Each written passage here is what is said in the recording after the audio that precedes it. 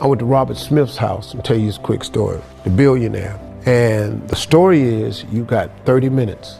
No one gets more than 30 minutes of his time. And the lady explained to me at 30 minutes when I walk up, if he does that, that means give him 5 more minutes. At 30 minutes, that lady walked right in that room and he did like that. I said, well, I got 5 more minutes. And I sat there and we talked. She came back in, he did like that. She walked away. She came back again, he did like that. She didn't come back no more.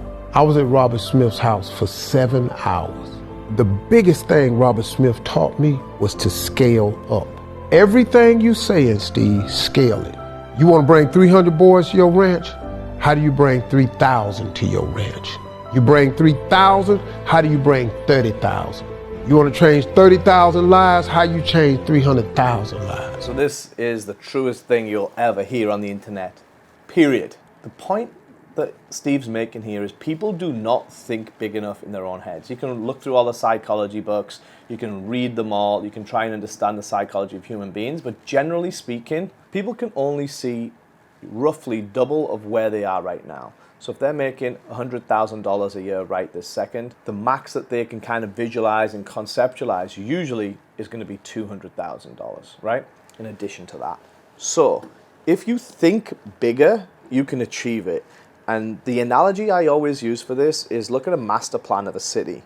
That's usually just dirt and rubble and wasteland before it's turned into an actual city. Someone has to have the vision of that master plan to design the buildings, the infrastructure, and everything else that goes around it before they can build and create that city.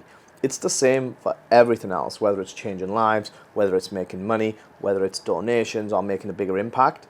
It's all about thinking bigger in your mindset first, because if you can't see it in your head and you can't believe it, and you cannot execute on it. But the first step between everything else is you've got to have that vision in your head, and a really great way to start is by doing a vision board.